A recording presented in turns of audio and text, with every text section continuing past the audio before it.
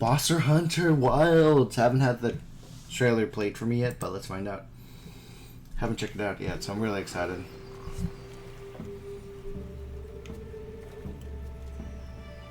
My word. Is this a Lollabarina Floret? Lollabarina? Who's this character, too? So our custom character and a friend. They are a hammer buddy, of course. And there's the spider. Okay. Trailer about okay. I think spiders were in like the Try and Generations. So this is really fun to watch. Okay, AoE. Okay. Oh, that's the territorial thing? That's really cool. And is that a new buddy? Oh! CPUs can co-op with you? That's really cool. I don't remember if that was a thing in Rise, because I'm in the process of playing Rise. That's pretty cool. Worse for an interim camp. Ooh, this looks beautiful. Once your business here is concluded, you should find shelter. The sands come alive this time of year, like a wild beast bristling with lightning. You don't say. And that's the new dragon? Is that a... Look at it. That must be this region's apex predator. Is that an apex predator, but is it an elder dragon? Begin the hunt. Understood. Ooh. Oh my god, that's so beautiful. You can turn your face into a railgun. You were from the trailer previously. That's really cool. New weapon styles, instant camp. Oh, that's cool too. The cat talks. I forgot that. Shoving movements.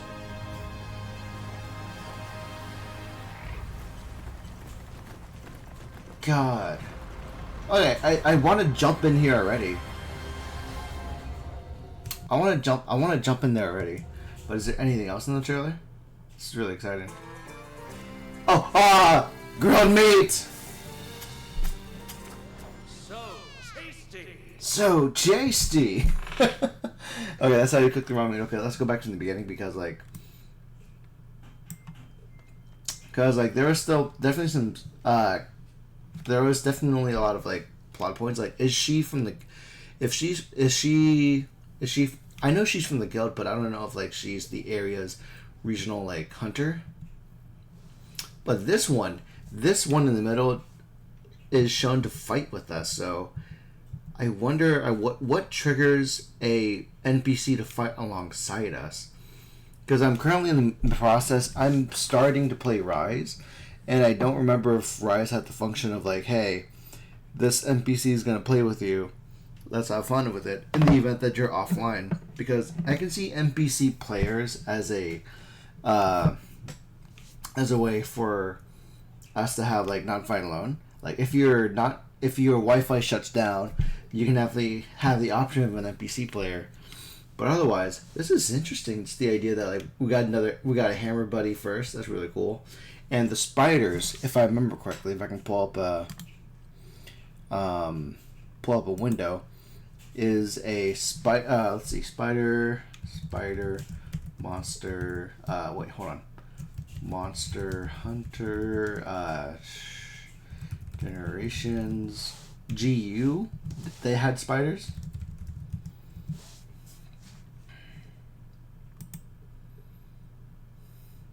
Yeah. They had spiders in Generations. Yeah, so I remember I played against spiders during Generations on the DS, but like that was also the same time that insect glaives were introduced, I believe, too. But spiders were definitely a thing during Generations Ultimate. That was 4, right?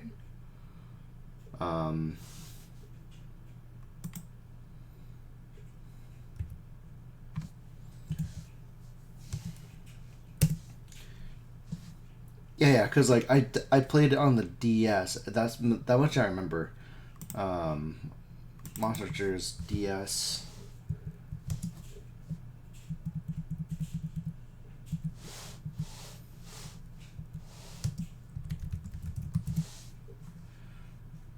we fought this guy a lot, if I remember correctly.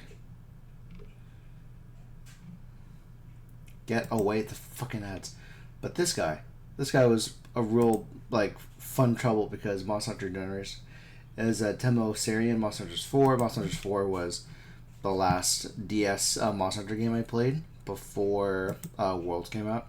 I never finished it just because, like, I chose to... this came around during end of 2014, 2015. I remember playing that, but I didn't take it with me when my brother and I went to New York with my family. He spent his entire time playing it, though. That was really fun. But otherwise, the spiders, I'm happy for the spiders to come back. Another Mossy variation. And for an NPC to play with, that's really cool. But otherwise, plot points are getting really interesting to where, as it states, they said this is an interim camp, right? We could do a lot more. For an interim camp. So for the intern camp, I don't know if this is our camp that we're starting out with, because in Monster Hunter's World, they show a progression of the multiple camps within the game, and then the final camp you see is over in Monster Hunter Iceborne, I think at a different location. So there's like a lot of variations of like there's gonna be multiple camps. That's really cool. And the fact that they introduced this new dragon in such a way, like the fact that you shoot a railgun from its head, that's really cool. But otherwise, he's guild permission. So the person that we're with, is she a representative of the guild, the world sized organization. But the fight here is pretty cool because, like, it shows a lot of bits here. Hold on. I'm saying too much. I'm talking too much. Okay. One attack. Their second attack. Third types. And over the course of the battle, they will probably charge enough electricity to shoot railguns in the very same way that if you let Zenogre charge up his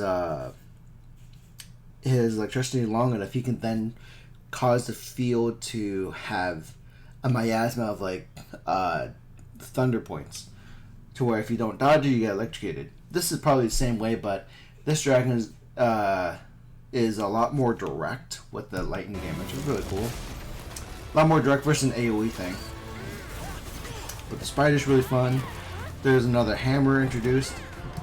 If that's the way I'm gonna have a camp mid-game, it's gonna be really fun. Just because whenever we start a game, whenever we start like a mission, we don't get to see the tents being made. We don't get to see the preparations done. But I like the fact that this little thing shows that they are efficient. It's an instant camp. That's really cool. I wonder if camps are going to be a limited resource. Like, you have to make sure you buy it all the time, much like in Dragon's Dogma or in Final Fantasy, where you buy a tent as an option for full health, but in a different vein. But ultimately, I wonder if you have to fast travel from the camp and then you are as you are, or this is just showing how camps are actually made when it's not off screen, which is really cool on all the same. The talking Palico is definitely a new thing for me, but hold on, okay, so the fact that this showing the heavy bow gun, the bow and arrow, doing auto, it's like it auto aims at certain parts, so it's making it more convenient. That's really great. It won't change the fact that just because it's making a life of quality change for the bow gun, the bow, I doubt it's going to be the automatic, hey, press X to win. But I do think making ranged weapons very similar to FPS games and making it accessible for people is definitely a good step forward in making games more accessible for the general public. Because when I first played World, I finished the first half of the game with the light bowgun because I've never played bowgun before. and then I finished it with either a hammer or a switch axe. But I think now that I'm in Rise, I'm wondering if I can go back to playing Rise with a charge blade, because it confused me at first because I had to like do the old style aiming my weapon, which is a thing, or you can do the focus mode like in Monster Hunter Wild World, where you lock on the enemy and you, as you move around the map, your eyes are not letting go of the monster the entire time. So that's a really cool feature. You can either have classic Monster Hunter or modern Monster Hunter, making the aiming function much easier. So I'm wondering if this game provides both options. That would definitely be a boost in accessibility, to where some hunters prefer the old ways and like the tried and true of the DS days, and being able to masterfully time your attacks is a thing, versus the assisted way of, hey, I'm target locking on this enemy. My camera's gonna follow it to help me aim my attack better. That's cool too.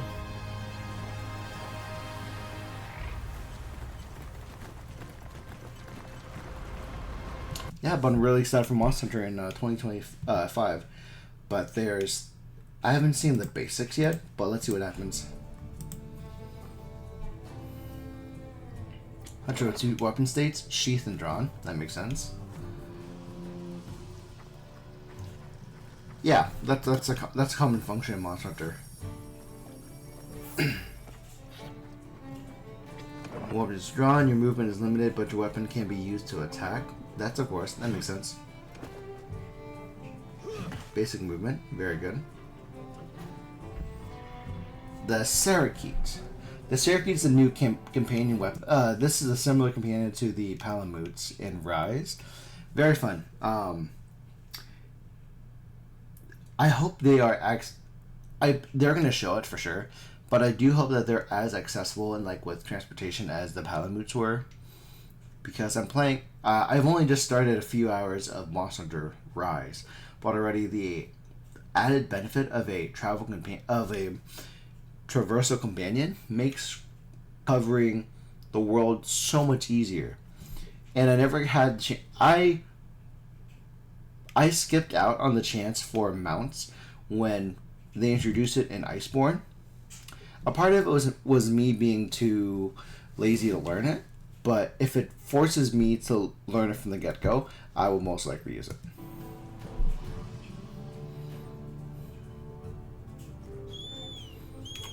Hey, with just a whistle, it'll come from the back, just like a Palamute. It can guide you automatically to the target monster. That saves. I can see that as a very good feature, but I wonder if the ability of the automatic guiding I wonder if this ability for you to automatically go to the target monster, it'll make sense if this is allowed only when you've finally tracked it on your own for the first time. Because if it automatically lets you track the monster from the get-go, that is a form of accessibility provided for new players, but it will definitely take away from the experience where you, like in World, you jump in for the first time, and it makes you explore the map, explore the region that the monster can be in, and then you get the fantastic cutscene of the introduction of the monster, and then all of a sudden, now that you've tracked it on your own for the first time, with enough hunts, the guiding the green dust of fairies in World tracks automatically the monster for you. But in this case, see this green dust? This green dust only happens if you hunt the monster enough times in World. That's great. I hope that it stays in Wilds. However, this ability to automatically go to the target monster helps with so much of the it helps with cutting time with like the, how do I say this? It's tedious to go hunt for it at all times, but it's an option. It can guide you. That's optional.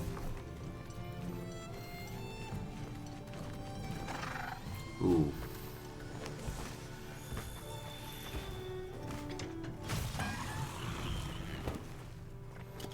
While mounts do recover your health, that makes sense. The Palamute does the same thing. They're carrying over functions from the Palamute. That's really good. Very good quality of life. Gain ability to switching between weapons is very crucial. Oh, they slimmed down the slinger. That's really cool. But I wonder if they will reintroduce the clutch claw. That's my question.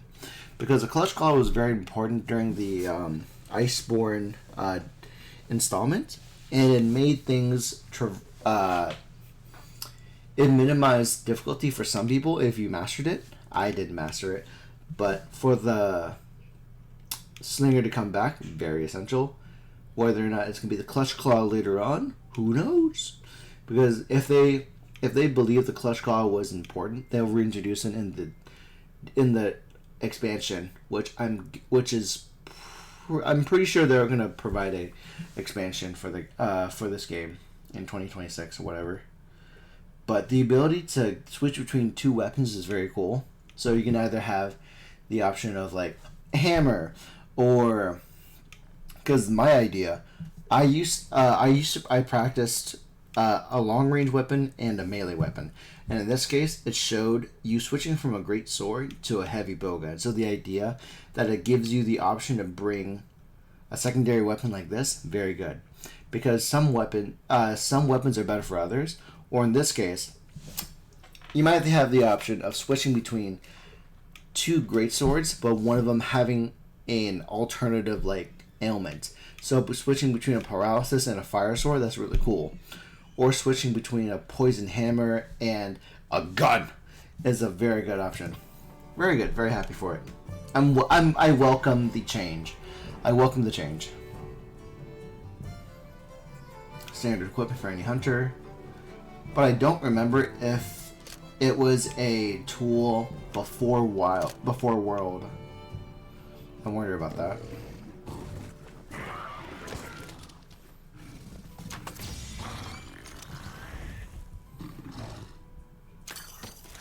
Oh, the hook.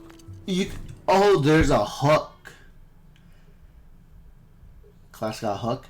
Ha, that's very good, very good, very good. You can use a hook slinger to gather items, but I wonder if that's a different ammo type.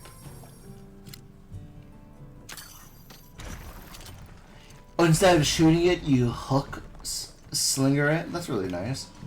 While riding your secret, that's really nice. That's a good quality of life thing. I'm really excited. I'm really happy for this mechanic. What about the focus mode? Because I was just talking about this. The focus mode was something that I've just turned on in Rise to make the hunts familiar to what I did in World and Iceborne. Because the focus mode allows you to carefully aim your attacks or guard. Oh, that's completely different. Oh, cool. You know what? Now that I've actually seen focus mode in action, it's completely different from what I saw in Rise. But the ability to just like, this is so helpful to where before when you charge your hammer or your weapon, you're like kind of stuck in stationary. But this lets you carefully aim. That's so good because my problem, because normally you can't easily pivot when you're charging the attacks for the Great Axe or for... I mean, you technically could redirect the charge attack for the hammer, but once you let go of that hammer, it's stuck in animation, and you just gotta tank the hits, right? But this is very helpful for things like the Great Sword, because you can't pivot your movements, because you have the option to actually do normal hits, or you can make each of your attacks charged. and when the other monster is down, you can't really pivot as quickly. So this is really cool. And focus mode will be directed when the camera is facing. It's really cool. While hunting, attacking the same part of the monster will create a wound. That tracks. That tracks. We'll highlight these wounds. Focus mode will highlight it. Okay.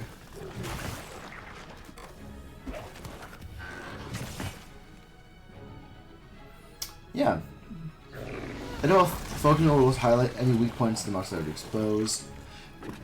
Oh, okay. It'll like it'll cover it in red, I think, from what I noticed. Extra damage on the weak points. That's really cool. That's really nice. That added function. Very good quality of life. Very excited. Very happy. Ooh, ah. Very good.